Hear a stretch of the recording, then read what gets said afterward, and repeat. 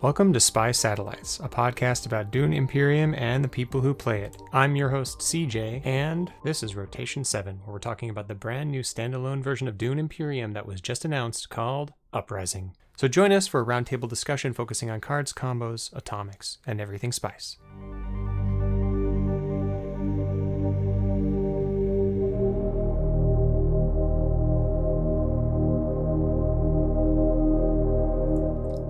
If you like what we do, please give us a like and subscribe, and if you'd like to support us, you can do so on Patreon at patreon.com/hiddenassets. Supporting us helps us continue to produce quality content and gives you access to some pretty awesome perks, including voting for the upcoming podcast topic. So tell your friends and let us know how we're doing. We're always trying to improve the quality of our content, and we can't do it without you, the listener. Joining me today is the one and only Black Shadow. How are you doing today, Black Shadow? We're okay. We're coming off the back of a few days of self-imposed exile from everything forever. I've not missed any important news or anything while I've been gone, by any chance. No. No, nothing. Not at all. Not a new game. Not anything. No. Yeah, I thought we were coming here to talk about all sorts of bits and pieces. Maybe a Nemesis. Maybe what was that betting game we played when I was over in Seattle? Which one? The Egyptian one. Yeah. Oh, Ra. Yeah, Ra. That's it. Talks about Ra. Everyone go play Ra. Ra is great entertainment. No, obviously that's not why we're here. No. Today we're going to be talking about the brand new standalone version of Dune Imperium called Uprising, which will release later this year from Direwolf Digital. It sports a ton of stuff, which we're going to get to here in a second, but some of the main things here, one of the things that makes me most excited is a 6-player mode, which we're going to save that for another podcast because we have a lot to say about multiplayer. But today we're just going to talk about generally some of the other things that we noticed. We're going to be going through the page here from Direwolf and just kind of perusing things. And I want to hear what you have to say, excuse me, about this new edition, whether it's something you were expecting or is something completely off base.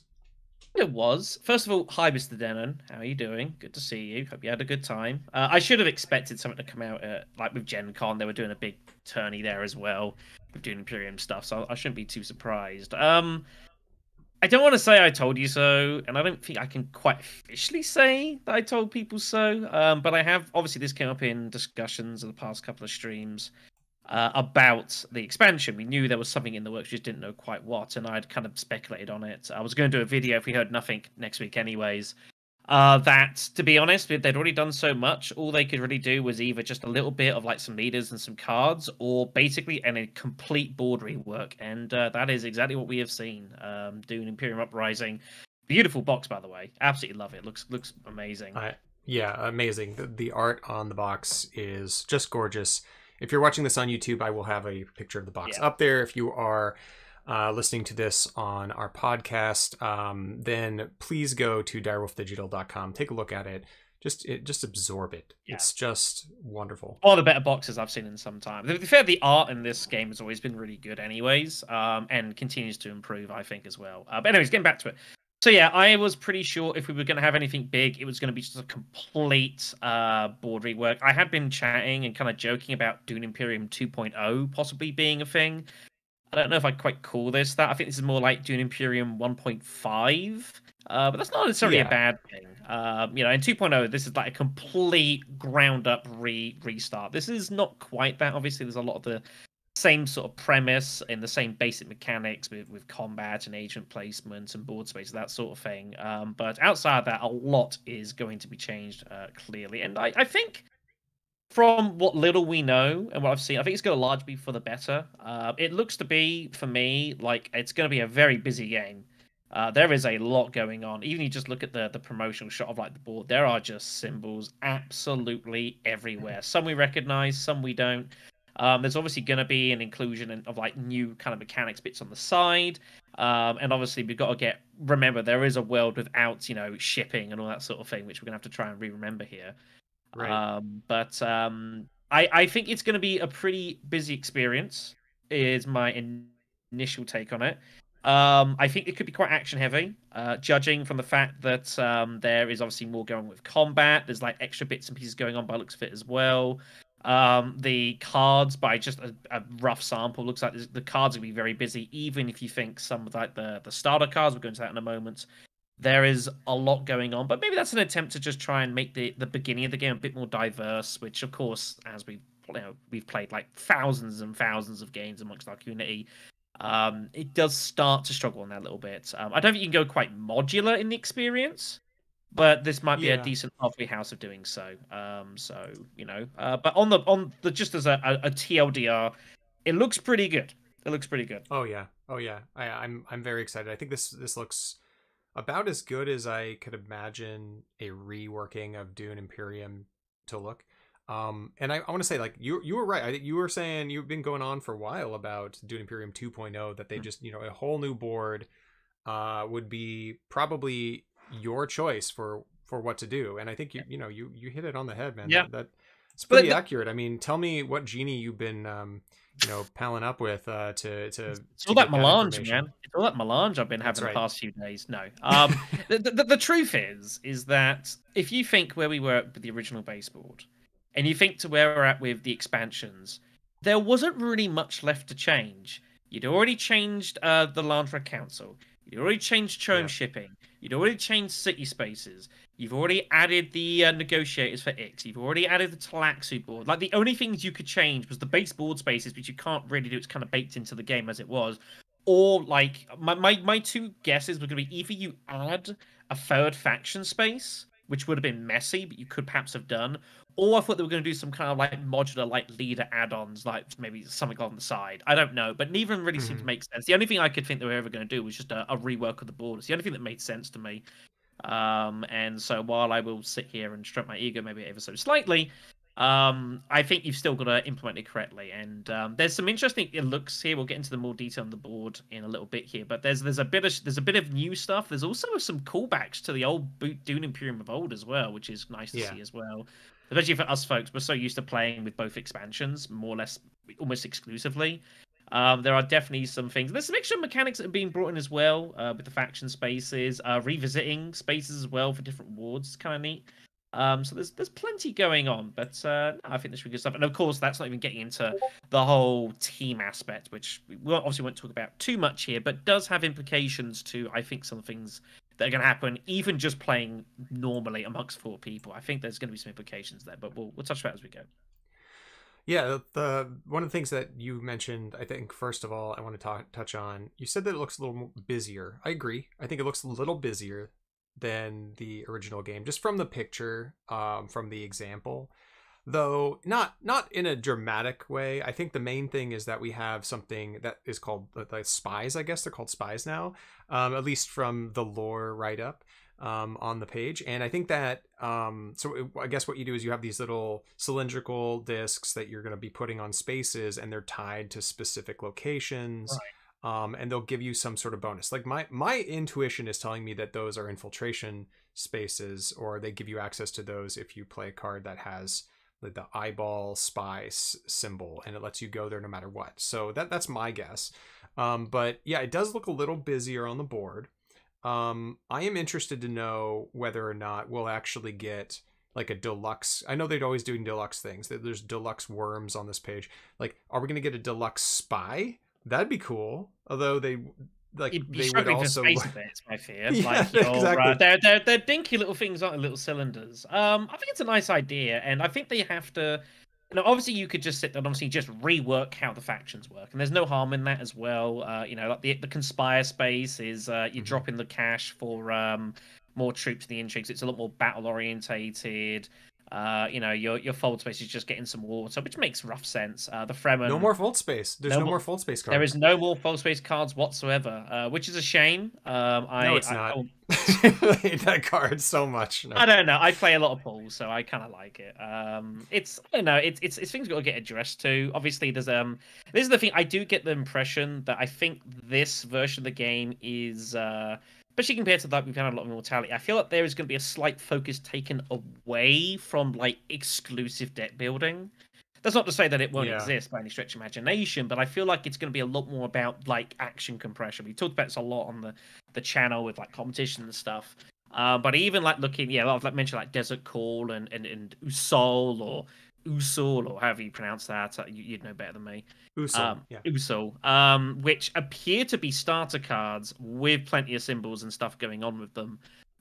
So I get the impression that the intention is to have a much more punchier start to games, which I think has been some well, if you'll pardon the pun, it's been experimented with the experimentation cards. We've kind of like making that initial start, having more than just one card with an agent icon, so you're just getting the punchier starts, you're kind of getting into the action sooner. But of course, that was just one card going, it was exclusively to like one or two spaces, and it kind of made a bit of funkiness. Whereas this is obviously going to give a lot more options. And it's just an attempt, I think, just to diversify the start of the game, so people can kind of get off with their strategies a bit sooner. But I don't know. I mean, we'll have to see what things go. But yeah, it's I think it'll be we'll have to see. The other one I want to make a mention of as well, which I've noticed with those two cards specifically, and this again ties into the fact there's the 3-on-3 variant. So I think it looks like the 3-on-3 variant, you've got like two sets of factions, and I'm guessing this is tying into the lore specifically. And I think it was you noted, and possibly someone else noted the fact, like with you saw on that they've got one of the faction symbols specifically on the top right, which does lend credence that depending on which side you pick, you might have slightly different starting cards. And that, again, might tie a bit more into the lore. Because it's rather than just picking a certain leader, you can do a much more kind of us versus them, good versus evil, or, Atreides versus Harkonnen, or whatever the hell you want to do. Right. And so I reckon that not only are you going to see, obviously, the two sides are going to have different starting decks, I think that might actually filter down into the normal game as well. I think players might have the choice of which decks they want to use as well. Again, just to try to diversify the starts. So maybe one might be a little bit more combat orientated, the one might be a little bit more kind of faction and intrigue orientated, and so you can pick whatever leader you're going to have and then try and pick a deck out of the two which might more suit your style. That might be a little bit more complicated, and I mean, well, this game compared to the base Dune Imperium is definitely more complicated, and that would be is a slight worry for like people that are new to Dune Imperium and haven't played it very much, and suddenly you see this coming aboard, and like the board is just, there's so much happening. It's a little bit intimidating, I reckon. Yeah, definitely. I could see that being a problem, but yeah, go ahead. I reckon that's slightly intimidating, but I would like to see that, and again, like again, speaking from a more kind of competition-y sort of side, being able to choose not just your leader, but then which deck you want to take out of two, and there's kind of there's work slightly differently. I think that'd be a nice little feature, and I can see a lot of people getting a lot used to that. It's allowing people more reasons to replay the game, and to personalize their experience. I think it's very important in board games. Again, I think of like my time of playing Nemesis loads, and obviously that's what it's about. It's about personalizing your own experience through what is a pretty sadistic game. But it's about the story. Obviously, this is not quite the same, but it still gives a bit more. You're not just picking. Oh, do I pick Count Ilban, or do I go Helene or whatever else? The fact that you're picking your leader and a deck to try to complement that with, I think could go nice. And there could be some leaders that maybe you could go either way about it as well. I think that could be pretty sweet. And you could probably, what's cool about this, so we have all these other leaders. We're going to get new leaders, certainly, with this. It's going to come with its own standalone leaders, maybe 8, maybe 10, we're not sure. I hope that the base game leaders from the OG Dune also work with this. And they seem like they would. And I really like what you're talking about, the personalization of this game. I think that is something that Scarlatch on the Board Game Geek Discord, or no, sorry, Board Game Geek, probably on the Discord as well, but on the forums for this game, has talked about that this has been mentioned as a kind of a sandbox Dune, and that you can add bits and pieces here to make this your game and to see how you really enjoy it.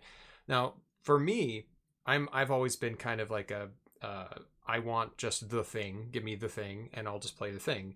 I'm fine with that, but I can appreciate that appeal, and the flexibility and variability that it brings is really interesting and cool, and I want to see where that goes.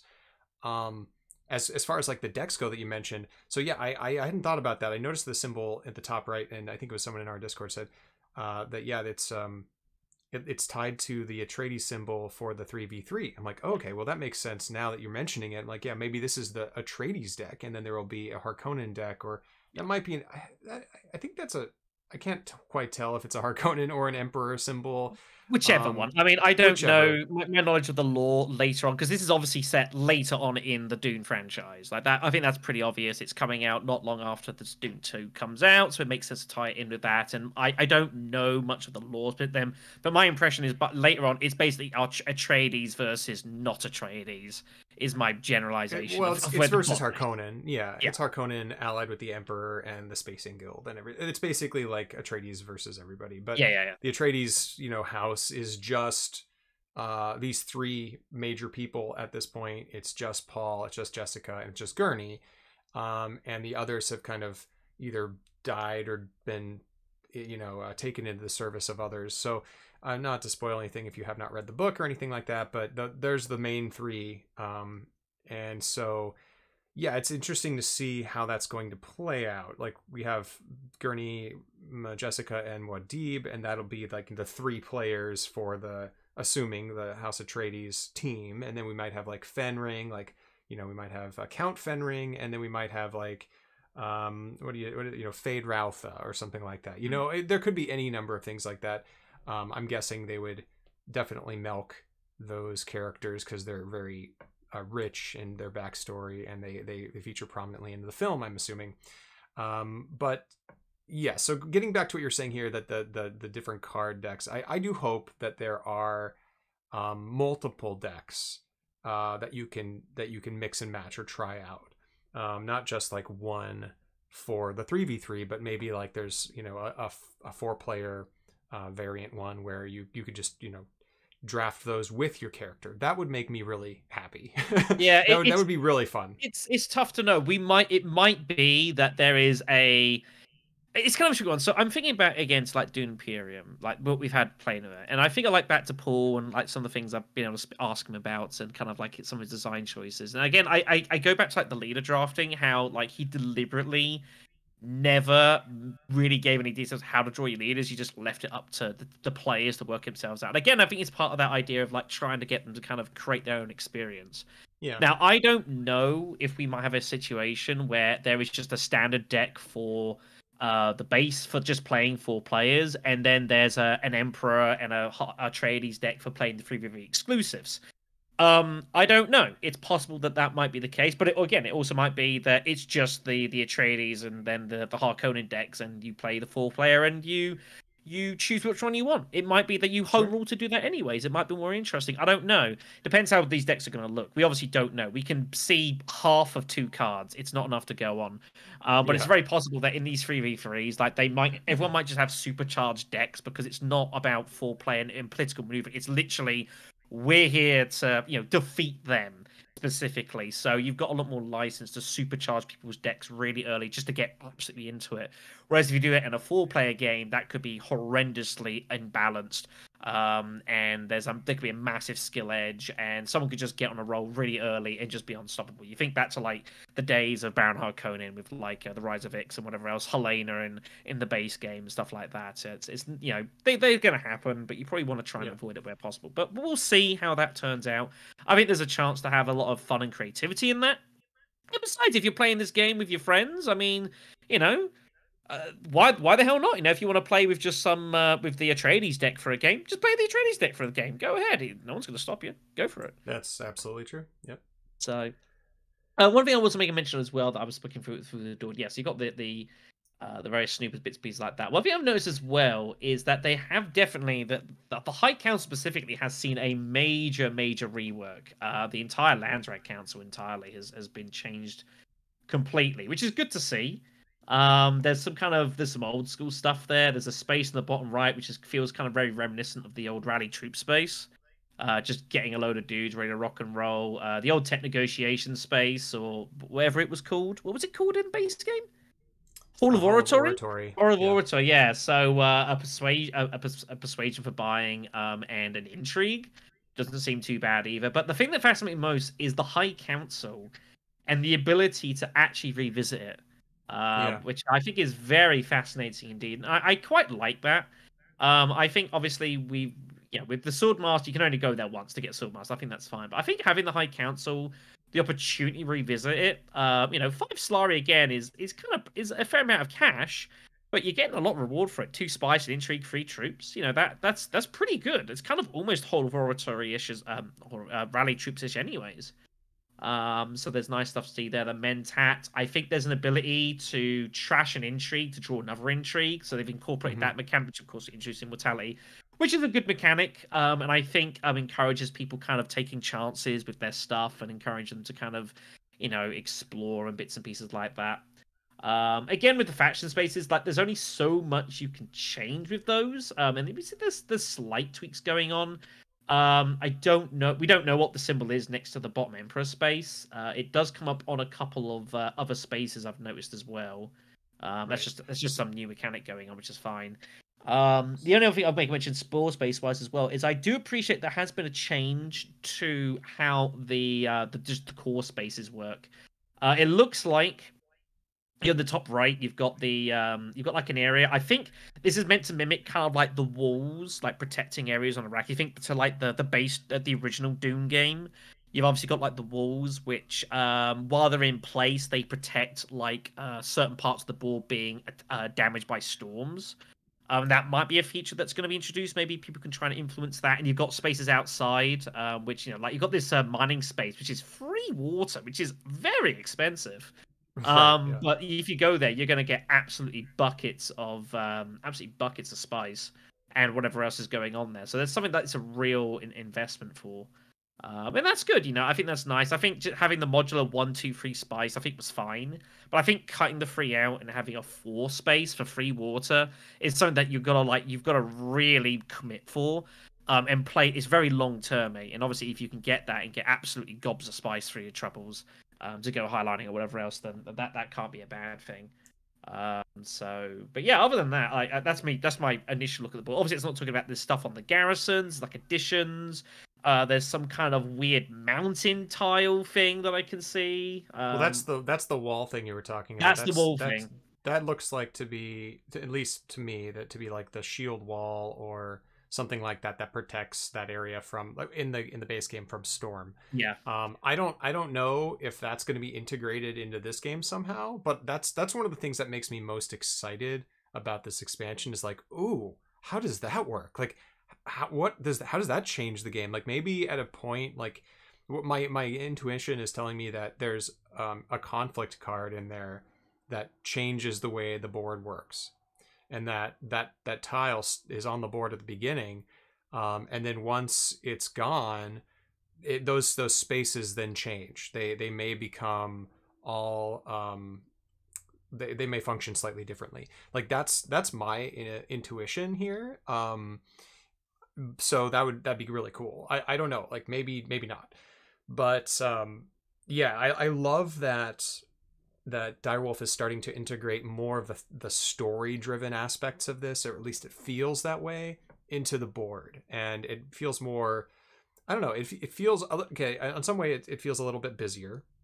But this game always straddled the line between Amerithrash and Eurogame anyway, with its kind of like, combat aspect. It's sort of, it's deterministic, but you might have hidden information, that sort of thing. It's always kind of straddled that. And it's sort of straddled that thematic and mechanistic aspects as well. And I think it's starting to push a little more towards the thematic, and that makes me really happy. Yeah, personally. I mean, I think the fact that it's kind of straddled a few different themes is probably, like we've talked about this, like it's probably one of the great selling points for the game. In that it is like it's a hybrid, and there's little bits of there's a bit of worker place, a bit of economy, a bit of PvP. This is always, I think, been one of the real strong points of the game. That there's little bits of all sorts of stuff going on, and different people from different backgrounds can give the game a spin.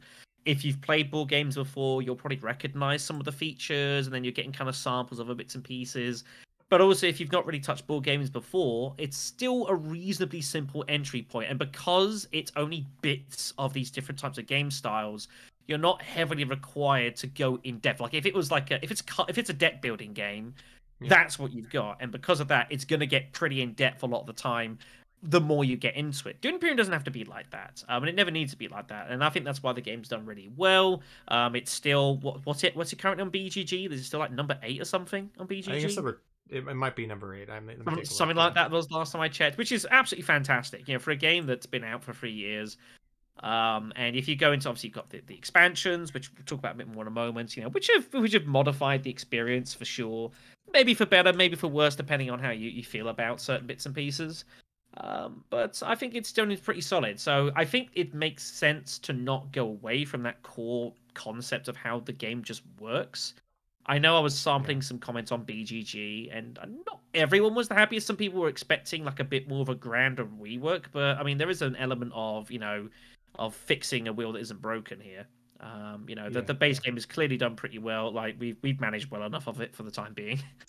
Yeah. So I agree. it can't be that bad, I guess. So I agree. I agree. There's something about, yeah. It's still 8, by the way, on Board Game Geek's top 100. And yeah, I think that what people need to kind of, I've read some of those comments too. I think generally everyone needs to just kind of relax. Just having this game doesn't mean the other game goes away. It's not, you can't think that this is going to be a cash grab. None of these things that we've been playing are surprising, should be surprising to you at all. Like, we've had Dune Imperium for the first movie. There's a second movie coming out. Makes a lot of sense that there's going to be a second game.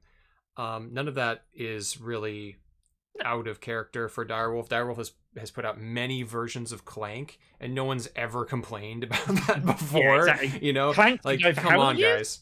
Clank been going for? It's I don't know. Long over enough. over 8 years, I think. Maybe it's been, maybe not that long, maybe like 6 years. It's been going on for a long time, but there are like 3 versions. There's like Clank in Space, there's Clank Legacy, then there's a new one, Clank Catacombs. There's 4 versions of the game, base game, like they are standalone.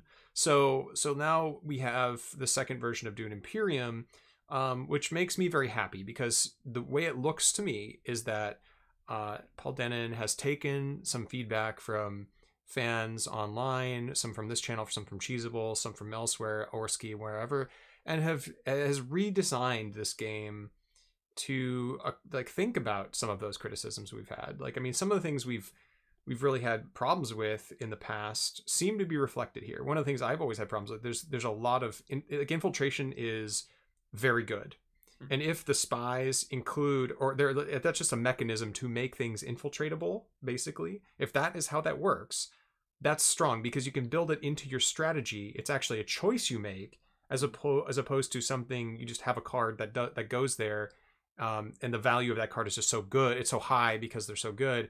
Or you're Helena in the base game, and you're inherently better because you have an ability that No one warps else the did. game for you. Yeah, Yeah, no one yeah. else And I did. And, mean, and we saw that with the expansions as Infiltrate became more readily available to other characters, her power slipped because suddenly this unique exactly. ability of hers, and like pulling cards from the row, just got annihilated, just slowly got whittled away. And yeah, that might be what it is. Maybe like you get, maybe you can pick up these cylinders as like a resource. I think one of the faction cards, Fenring, has the ability to maybe to generate one of these, and then yeah, you can put it on a faction space, and on a faction, and for Or a one round, city and, space. and for one round you get infiltration there, and just one round, and like it's put down in turn order or something like that, or reverse them.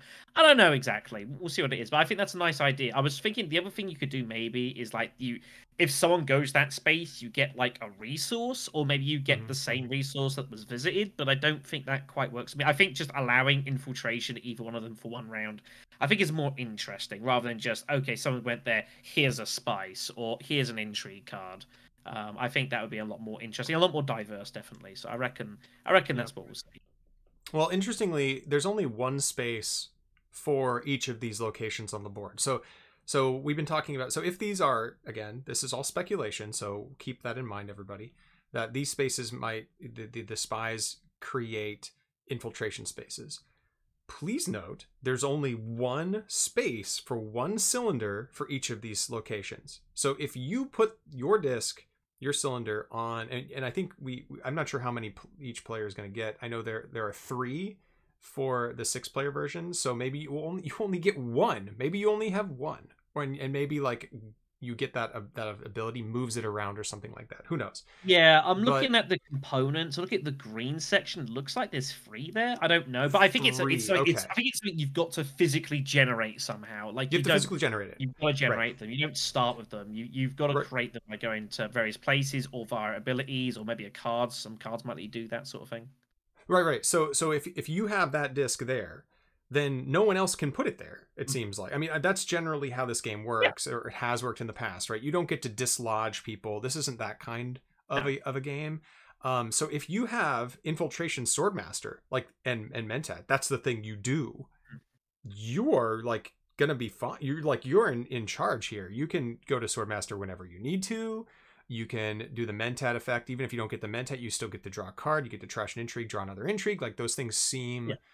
a lot more integrated wholeheartedly into the game than simply having a card that randomly will come up. You can plan for it, right? And So it's you can say like, I want this later on. I'm gonna do it now. Yeah, I was going to say as well. And the other thing is also as well, it ties into the lore still because that's what it's all about. It's political intrigue. Yeah. That's what the story has always been about. You know, shady backroom deals, people getting access to stuff they shouldn't get access to, and it just all ties back into that, which I think is it has to be said and it has to be credited that you know, you've got Dune Imperium, which is a really solid game, and you can tell that there is a lore behind it, but you definitely don't need to know the lore to play the game. I'm not saying that if you haven't read all of Thingy's books, you can't play this game. Not at all.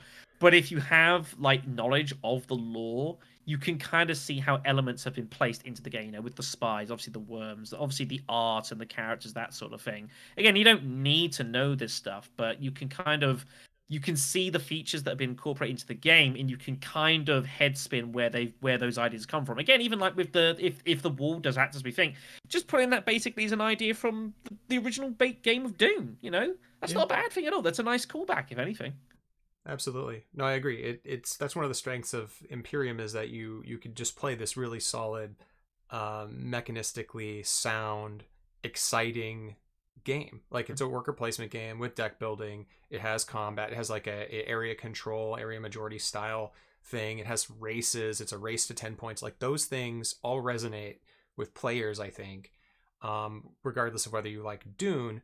I don't think it's, it's not everybody's cup of tea, obviously, and no game is, but it has a lot going for it. I think this one, just based on what I have seen so far and the way, the changes that have been made to it, like there's some interesting changes, like the space that was originally Research Station, which in the base game gave 3 cards. In Immortality, it gave you 2 cards and a research bump. In this one, it looks to give you 2 troops and 2 cards. Which is pretty but it good. still costs 2 water. It is still really good. That's a pretty decent rule, yeah. Yeah, and if you thought about that in terms of, oh well, that if that was in the base game, that'd be broken. Like, well, it might have been, but now looking at the game and the way that water and its importance has shifted around, like I think that it's just water is so much more important than it was in the base game. It was very important to get spice and all that, but now you power your troops now. You couldn't power your troops with water, really, ever. I mean, you could with Hardy Warriors, and it's kind of doing that there. Yeah. But you have this space that does both troops and cards. You have the old Hardy Warrior space, which isn't called that anymore, I don't think, but gives you a troop and it trashes a card, so it fuels deck building. And then you have a 3 water desert space that gives you the ability to summon makers and basically toss tons of troops into the combat. Like that's exciting. And so like it actually makes it, if we were to bring in Ariana from the base game, suddenly, yeah, I think she might be like one of the best leaders in the game. The fact that she generates water with her ring ability could definitely offset her downside of drawing a card and taking 1 less spice. So I'm optimistic that a lot of the things that we're seeing here have been thoroughly play tested, have been really taken, the aspects of the community that have talked about, taken and rethought meaningfully. So I'm really happy with the choices so far. I wish I knew a little more about the contracts though. yeah. This is I'll get to that in a second. But yeah, a world where Ariana Forvold is like actually a pretty decent leader in a competitive scenario is a universe that I'm not familiar with, but I would be curious. No one is. No. Well, I guess she had a small stint in Immortality. Everyone thought she was the best leader as soon as She, immortality yeah, I came mean, out. she's good in some. And all the leaders of, and I know we're slightly deviating here. We'll get back to that, but I mean, like all the leaders have like their own specific. You know, she's very good, obviously, at looking to snipe cards off of the Talaxia, that sort of thing, whatever else. But anyways, oh, something else I was gonna say. Oh yeah, so this contract stuff. So I've heard about this. Is this referring to like these spaces and like the center top, or I So don't that's a know. good question. So there's a new symbol on the wealth space, or it used to be called the wealth space, Oh, it's for that. the emperor, and I think that that is the contract symbol. I see. And so we don't know exactly what the contracts are yet because they're not visible on the board, No. except for those two spaces, that one that says 3 Solari or 2 cards. Now, one is keyed to a desert space and one is keyed to a city space, so I don't know how that exactly works, and I don't think we're going to know until we get the rule book. It's also worth noting that if you look at the combat card specifically shown, it's also on there. That's a good point. Yeah. One thing I am hoping that contracts are, and again, this is pure speculation, is that they're tied to end game victory points. You get the ability to achieve a contract, or maybe you draw a contract tile that lets you fulfill it through some other means. Like maybe it's sending spice off, maybe it's, I don't know, trashing a certain number of cards from your deck, maybe it's something that you aren't expecting, like it's a way to generate points. We don't actually know if there are, I mean, I'm assuming there's spice must flows in this game, but we don't know if that's true because they're not even shown here. And I mean, there's no other intrigues with points that we've been able to see. So it's still, I'm still unclear how that exactly works. I actually reckon, sorry, jumping quickly, but I actually reckon you've got a good shout here. I think back to my excursion playing Twilight Imperium 4. Thanks, Patience, for that, by the way. And I think back to the times I played a few games of that. Now, obviously, Twilight Imperium is a completely different game. I'm not going to go into specifics, but the way the game works is you score points is you've got public objectives, which are just there and everyone fulfills them as they can. But you also have secret objectives. And the idea is that you can draw them as the game goes up to a max of like 3 or whatever else. And if you can fulfill those, that also gives you some additional score. Now, tying back to Dune Imperium and the world of endgame victory points, its relevance has changed a bit. I guess the thought is that it's always been a little bit kind of brute forcey in that if you draw like plans within plans or corn or whatever else, obviously they are exceptionally strong cards because especially in the base game because there wasn't really ways to get endgame victory points. There was very few. They were about it, and its relevance has gone probably up as time's gone on. But it never felt the most fair, I think. Yeah. And I think that is perhaps a valid criticism. Like if someone plays the game and they just pull plans within plans and core the market, especially in like Immortality and Ix and such, it's a massive advantage. And the thing is, there's not very many available to you. So I think this might be a good shout. Maybe you can you get these contract symbols. Maybe if you can get like 2 of them, you can spend those to basically pull a quote-unquote secret objective for you to fulfill. And that could be anything. That could be maybe like you've got to spend X amount of resources to get the point. Maybe you've got to have a specific like persuasion with an alliance, or you've got to win a combat of X amount. Who knows? There's a lot of scope for a lot of things to do. And I think that could be fun. I think that's not a bad way to do it because then it feels a little bit more like if you've got that way and you've got like say 20 different contracts, then at least while it's strong to be able to draw these abilities to maybe score extra points or whatever else, or maybe you can cash, maybe someone like you score them to get extra victory points. Some of them are maybe you score them during the game for a specific resource. Maybe one might allow you to change like 6 Solari into 4 Spice. You can do it whenever you want, but some are specifically for end game. It's a bit more variance. But it feels a lot fairer because you don't know quite what you're going to draw, and you don't know how easy it's going to be to fulfill it. And if people do end up like getting these end game victories, maybe only a few of them give that, but make them really pricey and hard to get. You think of the good example, and we always talk about is Grand Conspiracy for the base game. Yeah, you can get 2 in-game victory points off that, but it's really hard. It's an X. Or X, or whatever it is. You know what I mean? But it's really hard to score 2 victory points, but it doesn't feel unfair. Plans within plans, especially with Immortality, it's not hard to get 2 points out of that. Cool in the market as well. Like something you just pull that and that's you just got 2 extra points. Merry Christmas for not doing necessarily a whole lot. Grand Conspiracy, you can get one, but it's a little bit tough. But getting that second point is very difficult. And you think as well, like the other end games we've seen now, like with the ones having like 10 slurry in the game, which is not the easiest thing in the world, unless you've got it specifically and you're going for that. And then you've got stuff like with the Talaxu tracks, getting to the end of the track and something else for a point. Like, yeah, it's a victory point. It's really good, but they're not easy to achieve. So maybe this is the way of contracts to have like some that are easier, that allow you to, cash in some resources, maybe like pay 2 spies for free troops and just put them in whenever you want and just say, right, I'm playing this contract. And have some that are end game specific and you keep those until the end of the game. And that way also, if people are getting contracts, you don't know what they are, and that's very important to this game. You think with intrigues, it's very important to know that intrigues are currently they might be battle orientated, they might be persuasion orientated, they might be end game victory points, they might be current victory points. It might be if you win, you do this. If you're going to take the end game stuff out of the intrigue deck and put this into this contract system, which you might decide to do, I don't think you want to have the contracts be just end games. You need to have something else there so it retains that element of not knowing what people are going to find.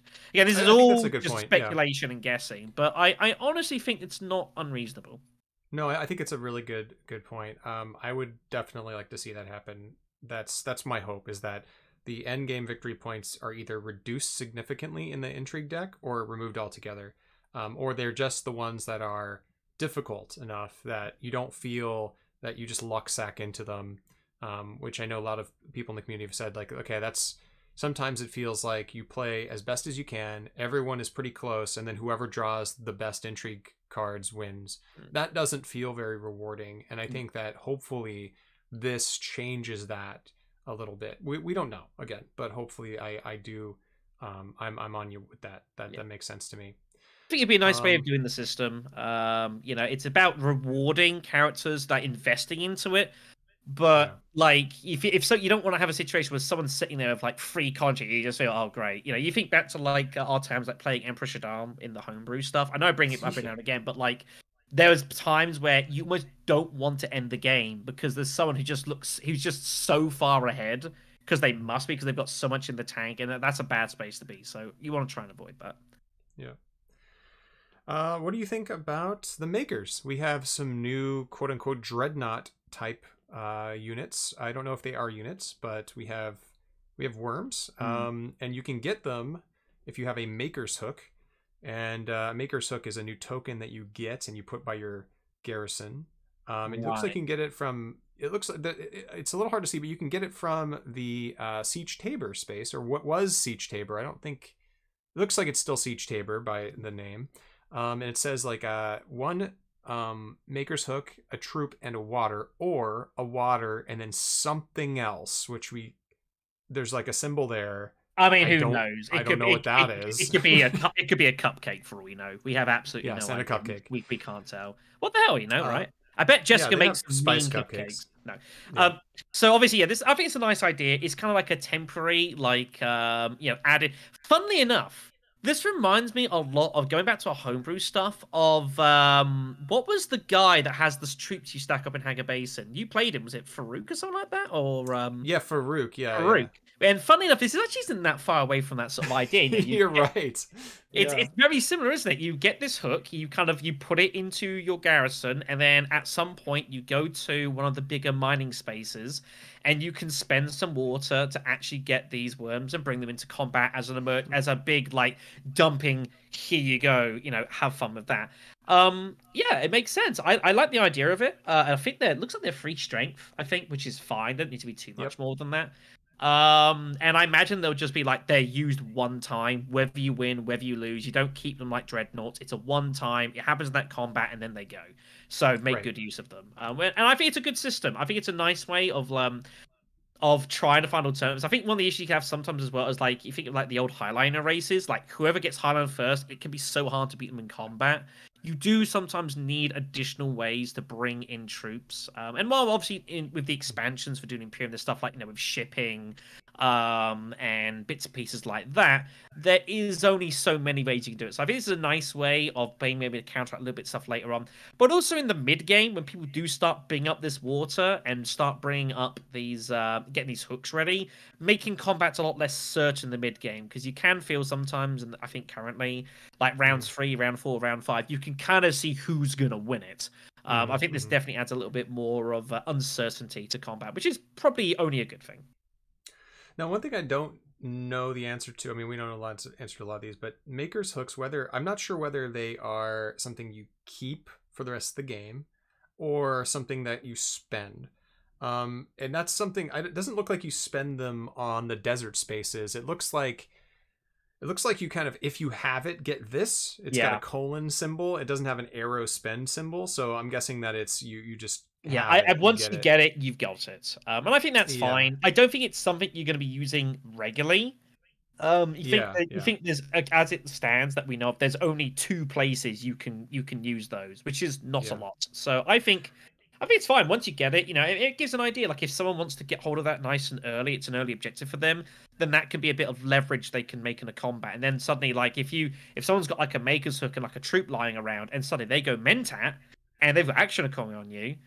That's a pretty horrible place to be as someone who wants to win a combat. Like, well, what do I do here? Because it's pretty scary with these worms. And I imagine there are going to be cards and ways around that the worms will be stronger than just free strength. Because free strength for a worm doesn't seem like the most going. Right, but if you remember, there are lots of cards in the base game that take. Well, there are a couple of cards like Double Cross is one that reminds me of this. Like you can imagine like a worm. If you have a worm, remove a troop from another opponent, stuff like that. You can a little bit of take. Yeah, that's a good shout. Stuff. Actually, I like that. Yeah, remove a troop from like from a player of your choice if you've got that, something like that. I think that'd be nice, and it makes sense. So it kind of again, it still fits into the theme of the game a little bit. Yeah. One thing I wish I knew, and I'm aching to know, is how the worms work with that wall token, and whether how they affect those 3 walled off spaces in the top, the top right hand side of the board.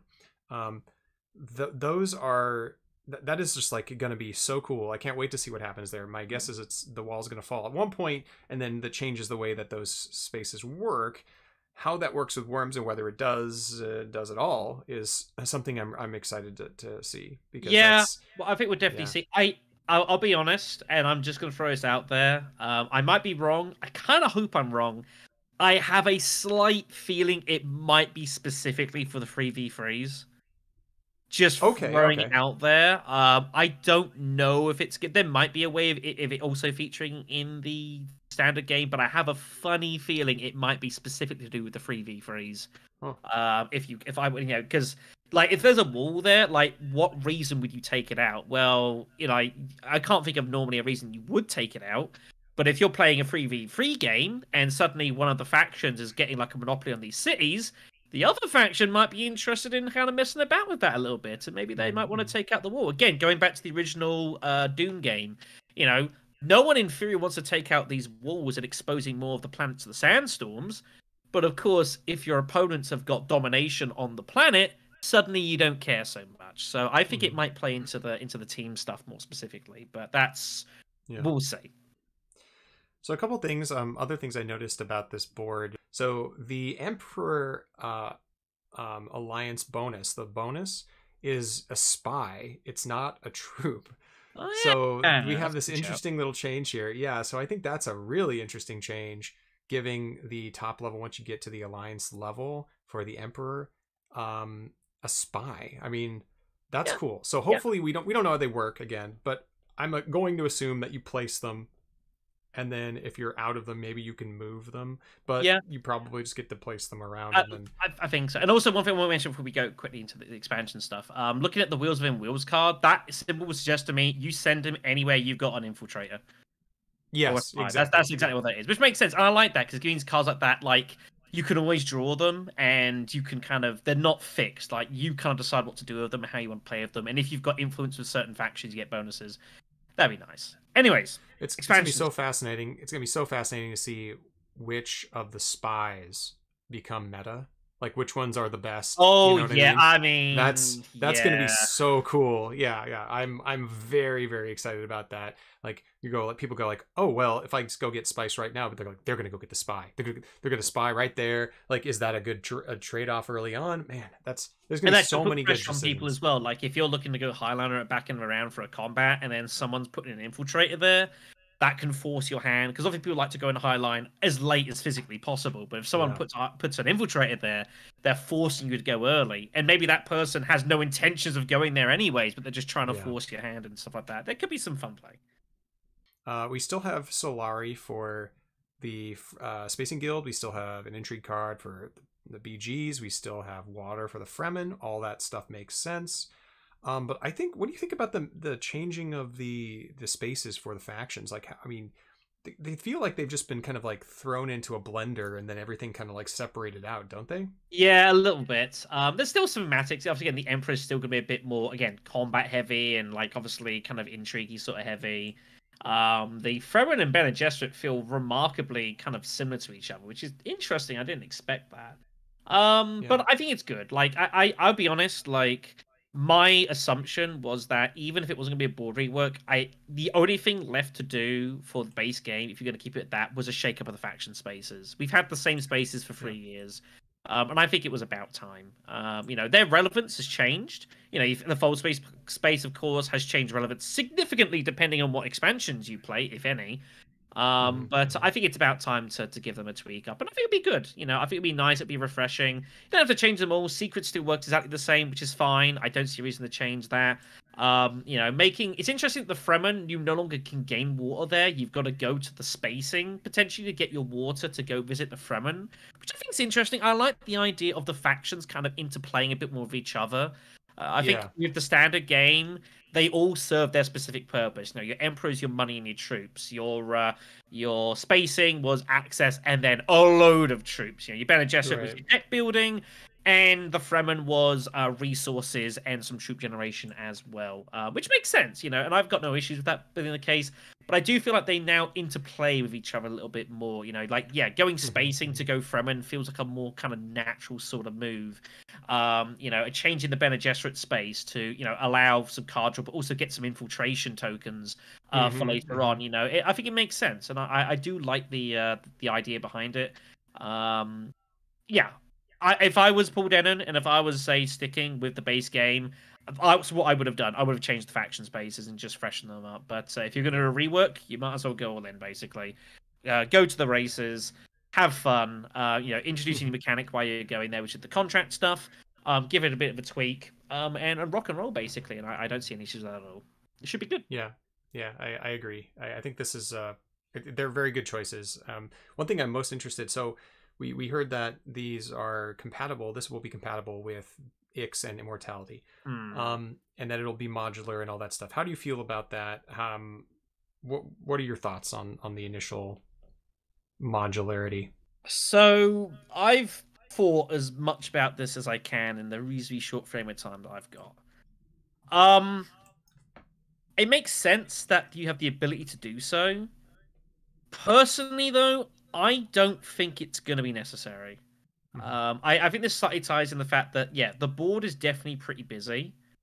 And even if you think again back to the original Dune Imperium, it's not like base Dune Imperium was a basic game. By No. any stretch of the imagination, there was still plenty going on, but obviously it was a beginning, and you've got the expansion to come out, to kind of diversify and drive the action a little bit. And I think on the whole, your thoughts on Ix and Immortality might vary a bit, but I think they've largely done the purposes that they required. I mean, this also goes into the fact, again, when we talk about like a 2.0 Dune Imperium, that I think what you wanted to do was rather than just add more and more and more stuff, at some point you have to refine what you've got. And I think that's what this is an attempt at. There is still obviously some new mechanics, but there's some that are now not going to be included. And it's kind of trying to condense what has worked and trying to just refine the package and deliver a bit more of a concise experience. I think this is what it does. Yeah. Yeah, I I agree. I personally don't think I would want to play this with Ix or Immortality, even if I could. I get the impression that, and obviously it's a bit kind of recency bias because obviously there's a lot of stuff here that we just don't know about. So that's kind of obviously masking our opinions. It's something we've got to bear in mind. Dune Imperium, we've been playing it. It's been out for 3 years.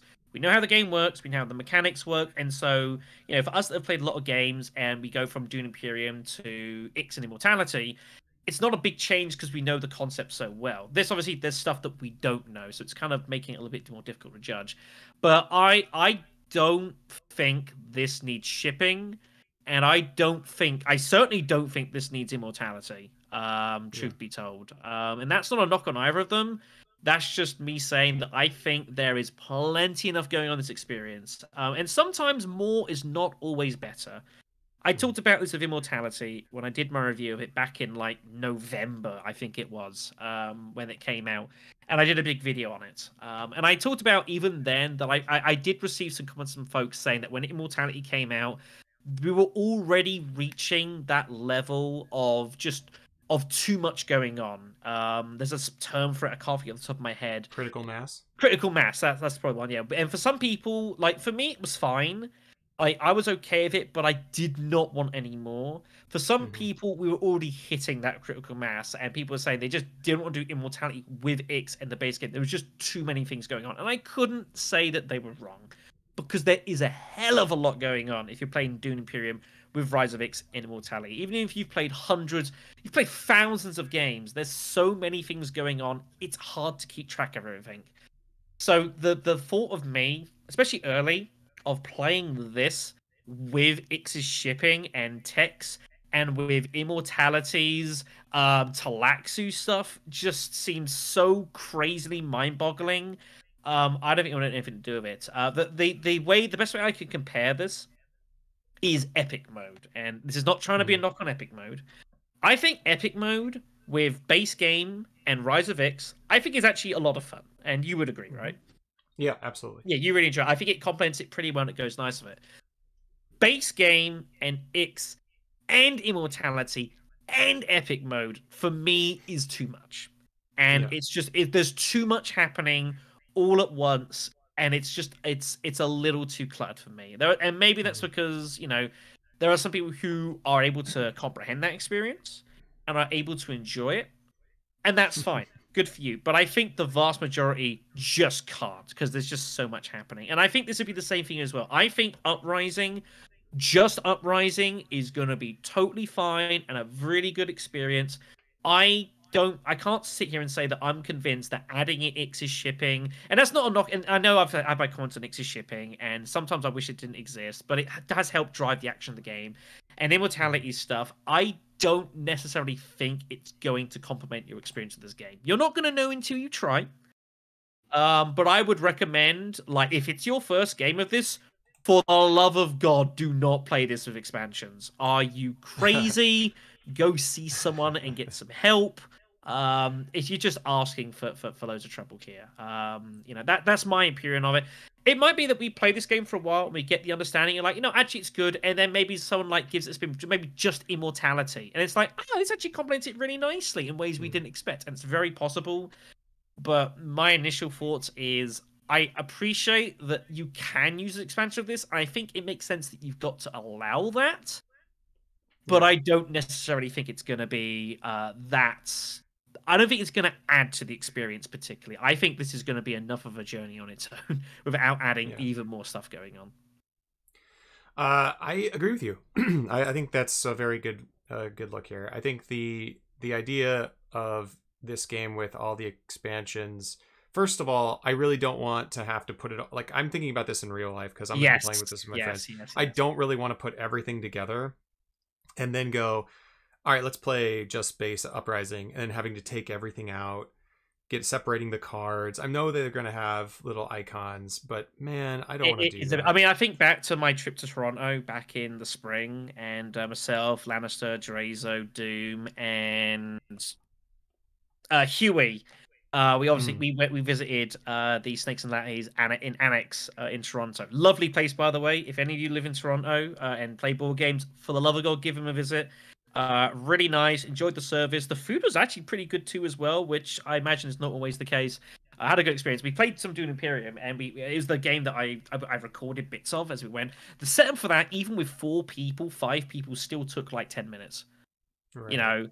for 4 or 5 people. Now, obviously, we're not necessarily going to be the most efficient, and we were kind of piecing together from like we had Huey's base game and Rise of Ix, and I'd got Immortality and I'd brought it along, so we had to kind of work it out. But yeah, setup is something you've got to consider. And Yeah. we play obviously tons of online stuff, and we are kind of blessed by that. Not only the fact that the convenience, but obviously how good the mod has been.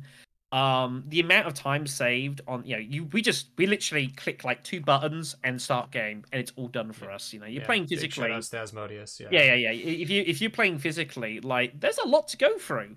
And that's another thing. Like I would not want to add the expansions. Can you imagine setting this up with both the expansions, having a deck of like 200 cards or something?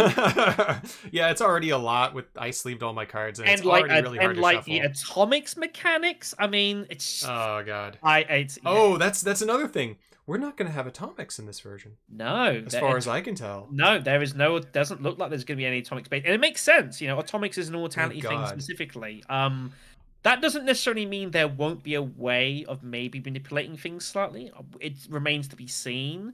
But yeah, I have a funny feeling in this game. But I have a funny thing, yeah. But generally speaking, we're gonna have to get used to a world without atomics again, which I'm okay with. I'm more just happy that we're going to live in a world without Slaxy Master. For that, we can all praise and be joyful. And I'll be a happy man. I'll be glad there. But yeah, so that's something we have to get adjusted to. But that's not a bad thing, Just because there's no atomics, that's not a bad thing necessarily. By any stretch of imagination. But we'll have to see. I largely agree with what you're saying. I'll still try everything together online, probably. We'll do a stream. We'll get 2 volunteers and say we're going to be here a long time. We're going to do everything, even epic mode. It's everything physically possible. We'll do Dune Uprising epic, both expansions. It'll be the biggest Imperium all in. The biggest cluster you'll ever see in your life. We'll all get to the end and be like, oh, it's over? Oh, okay. Right.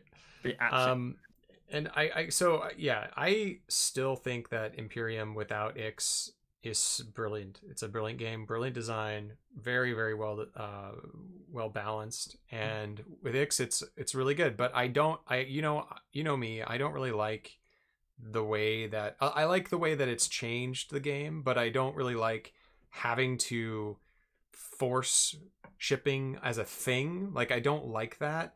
And I especially don't like it in Immortality. I think in Immortality it's even worse. I think it's exacerbated that problem a little bit, to the point where I just try not to do it and fail miserably. Yeah, because you just don't do it and you don't get money. You don't get Swordmaster. I had a slight sidebar here, but I had a segment at a time when we were playing Rise of Ix, and before Immortality came out, and I would basically, by principle, just not ship. And just refuse it. Yeah. Even if I could go there, just basically refuse it every time. Play out Paul Atreides, and just keep doing it to see how long it take me to win a game. Well, I'm on eventually. You can do it. But that was the issue, I think, as well. And that's something that's going to be interesting with this. Is obviously when these expansions got brought out, you have these new mechanics that get brought in, and they're typically properly strong needs to be not just shipping. But stuff like the initial infiltration cards, I mean, you think of stuff like In the Shadows and Unloading, stuff like Web of Power and that sort of thing. A lot of these new mechanics, when they've been brought in, I have noted, and a lot of people have noted, that they are probably stronger than what they should be for the cost that it takes to set them up. Now, it'd be interesting to see how that goes for this, because the only real new mechanic per se in this that's of possible relevant note is the contract stuff. And so my only concern is that the contracts are a bit too value heavy and people just start diving for those late game, thinking they're just going to pick up points here and there. That is not what I want to see. I think the contracts has got to be something that you've got to get and you've got to set up. But there's going to be occasions maybe where, like, if you've played the game a lot and you know what contracts are in there, you might set yourself up for a few over the course of the game and then start diving. You might fluke some, and you can never eliminate that. Again, I think like Twilight Imperium 4, like there's so many secret objectives in the game, but if you've played enough, like you can kind of set up to try and pick up a few, or especially the public objectives. There's only like 10 of each or something, or 12 of each. So you can set yourself up, hoping that a certain type of it comes up, and if you find it, great. That's the gamble you take. So, but I wouldn't want to see that getting too lopsided. That is a concern. Yeah, no, that's a really good point. Yeah, so. Like I think that for me, I'm gonna play the crap out of this base without anything I don't really want to return to the old cards. Honestly, I want to try something new. I want to see how they've built this as a standalone experience. And I want to have that experience without bringing in the other stuff. I probably will do that. Obviously I want to try everything out. But for me, I think that this, just as looking at the board, makes more sense. It makes more sense to me. And one thing I'd be very concerned with is if we were playing Immortality and Ix, look at how powerful, look at how strong the new Highliner, or not Highliner, the Fold Space is. You get a water with your first action. Yeah. Second action, you can do a lot with that. You can do a lot. Yeah, but it's crazy because I wonder, maybe faction access is a little bit more spread out in your starting cards. I kind of doubt it, but I'd be worried about grafted cards and that Fold Space or whatever it's called. I can't read it. Grafting in this would be completely off the rails. Yeah, exactly. Especially if the main power for graft is always just jamming as many ancient icons as you can. And if you think if a lot of our starting deck is gonna have, if some of our starting is gonna have these symbols already, that would be pretty nuts very early. I'd be worried. So one thing that also has me very excited about this is a return to the spice economy. That spice is the base that forms the economy of the rest of the game. You gotta get spice, you gotta trade it in for Solari, and then you profit. Right? Yeah. So if you look at the top right-hand corner of the board, you can see that there is, by the way, that top space is restricted to 2 influence, it looks like, from the Spacing Guild still. There's a symbol there. I was trying to guess what it was. It might well be that is a thing. I was unsure if it was something else. My initial guess, I think, was wrong. It's very possible that might be what it is, yeah. I think that's what it is. So, and then there's spice cost next to it, which we don't know. It might be 4, it might be 5, it might be 3. Probably, yeah. I'm guessing it's going to be like 4. But you never know. It could be even 5 because you get 5 Solari and a free bump. But you have to have that. So that basically is like the shipping space, right? Which is fine. I don't think that's a problem if there's a spice cost associated with it. If spice economy returns, because with the shipping, you never had to have a spice economy. It generated everything for free. Exactly. So that was my problem with that. Yeah, the shipping totally changed how the entire economy system worked. And obviously that's another thing. If you bring shipping back into this, it's going to change how the game works significantly, and it might just be better without it. But it makes more sense, First you get the spice, then you get the money, then you get the power, right? Then you get the worms. Then you get the worms. Better. Then you get the worms. That sounds reasonable. But yeah, I think it'll be nice to kind of go back to that. I think with all the expansion stuff, I think it has slightly been lost sight. It's become a much more kind of mercantile sort of monetary system, if that makes sense. Yeah. That you're not really investing as such. You're more just getting there first and being the first one there. The base, it was a lot more, kind of investing your resources and kind of, into certain spaces to get particular stuff out of it and then do what you want to do with it. Whereas, the shipping is kind of just a bit of just get there first and then just get everything, basically. And the balance to that was, if you think to a space on the board, you can't just keep hitting the Great Flat because you need the water. And obviously it was a decent space. Whereas shipping, you just go there all the time and you rock and roll. And the only defense against that is to stop people getting there by getting there yourself, basically. Which, it is what it is, a different system. But I agree. I think this will be a nice callback to what it was originally playing this, and I think it'll be quite refreshing. Another thing I noticed upon kind of gazing at this board, pixelated for so long, is that the Mentat space has another requirement. It's a little hard to see, but underneath the name of the Mentat space, which I don't think is called Mentat anymore, I don't know what it's called, has a 2 influence requirement with the Emperor. That's what that is? Yeah. It's the same thing as the Fremen. If you look at the Fremen, you look at that little blue symbol. Now look at the Mentat space, and you see that little 2, there's the symbol, it's going to say influence. And it's just too far away to see, but that one, and the same thing with, so we have one for every faction now, don't we? Do we not have one for the Bene Gesserit?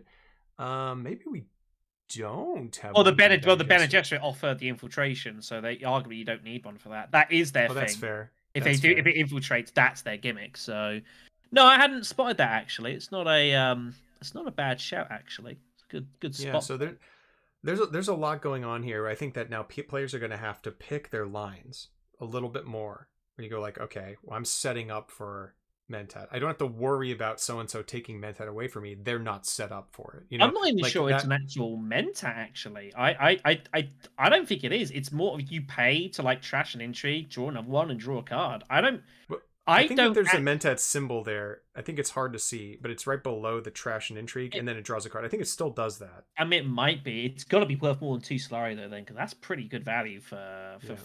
that drawing, trashing and drawing intrigue is deceptively good.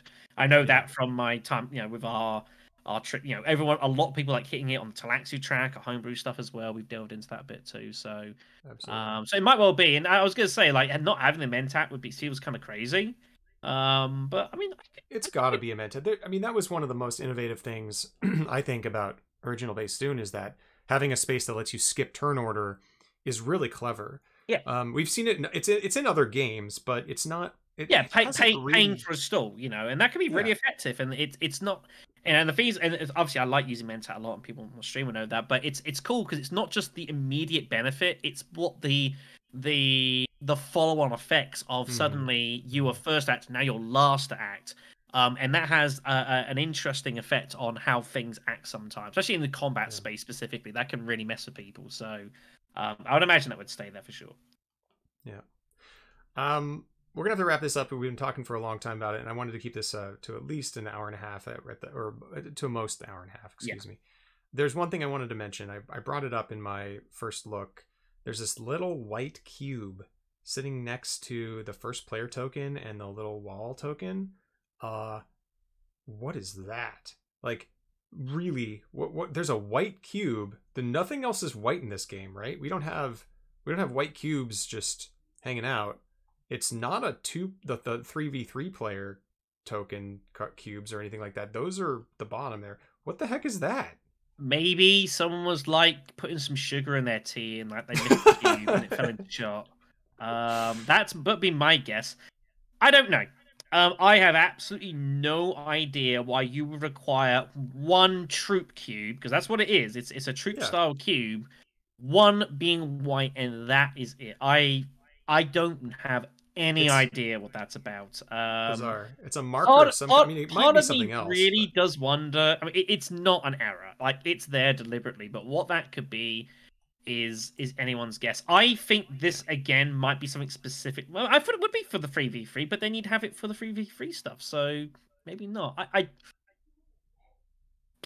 I don't know. My only other guess is this has got something to do with that the orange space below where the Mentat used to be. Maybe you mm, spend X amount and you get this cube, and this mm, cube lets you do something mm. unusual. Maybe it's like a troop you can get and like you can reuse. Because I think that was one nice thing I'll give for Rise of X is with the dreadnoughts, the fact that if you lose, you can reuse the dreadnoughts.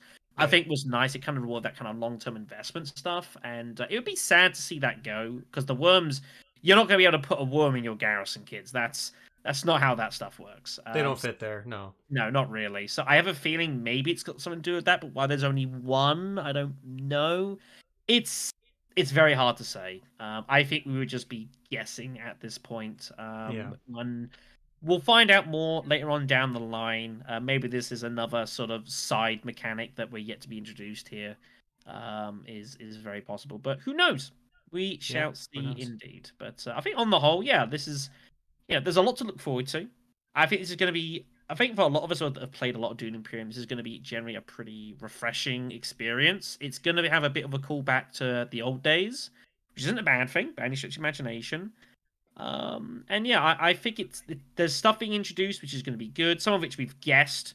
I don't know how much of it will be right. If Paul Down sends us an email saying "What's your source?" then we'll know we were pretty close to the mark. we Um, don't have one. and well, he doesn't know that I don't have one. Oh, yeah. Yeah, you see, it's this social media exile. You know, I was gone for a few days. That didn't mean I was doing nothing for those few days. You know, I got my places now. Um, so we'll see. But I think yeah, there's a lot to look forward to. We've got a while to wait. I've been hearing this might not be up till like Christmas, which is a fair distance away. But I think this will be good when it gets out.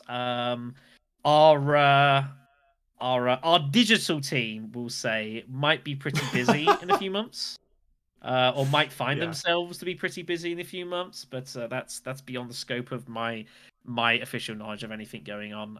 But no, I think even just physically, I think the one thing it's going to do as well is like this board, the box just looks fantastic. Going back to this, it does. I think it's going to do a big job like physically. I think people are going to see it's like, and I just feel like something like this and just the art, it just to me like it just stands out a bit more. That's not to say the base board, the base box is terrible. Any stretch of imagination, it's totally fine. But this is like a piece of art, really, on the front of Yeah, this box, and I think that standing up in a store, people can look at it and think, "Ooh, that looks pretty good," and I think that yeah. would definitely help. So I think the art team, by the looks of it, have done themselves a great job here. I hope it's a card. I hope that there's a card that gives you like a point or something. I don't know. Maybe it's like some sort of card that's just new and it has that art on it. I really want to see that in action. It's so cool. It might be that's the new Sparsus Flow card. Like, oh, Although good. That's a good one. Yeah. possible shout. Although, like say, those folks on top of that damn thing, you need to come down. It's not safe up there. They need to calm down. You Yeah. really need to not do that. Like it's Yeah. yeah, a bit unnecessary. But well, whatever else, got to get the action shot in. So yeah, hopefully this will be good. Hopefully we get our check from Paul in the mail in the next couple of weeks. Yeah, we wish. And we will come back to this obviously as time goes. We will get info on more information that gets released. Obviously with the Direwolf circulars, we'll get more of an idea of the mechanics that are going to be brought into this, the contract stuff, which the spy stuff and bits and pieces as well. And we'll see what will come to this. But there's, as I say, a lot to look forward to, and I think it'll be a refreshing experience for folks that have played a lot of Dune. And if you just casually played it on the side, I think it's going to introduce enough stuff to keep things interesting, but it's not going to. I don't think it's going to be overwhelming, and that's the one thing I think of. Again, with Immortality, when it came out, I felt like with everything going on, you could get overwhelmed. This doesn't strike me as you could get overwhelmed, but you're not going to be bored for sure. Yeah, absolutely. Well, that's going to do it for us for now. Thank you all for listening, and we'll see you next time on the next Spy Satellites. Take care, everybody.